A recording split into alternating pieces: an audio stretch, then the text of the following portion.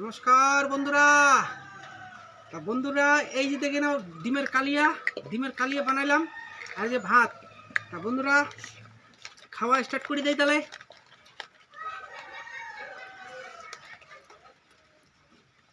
ডিমের কালিয়াটা খুব সুন্দর হয়েছে,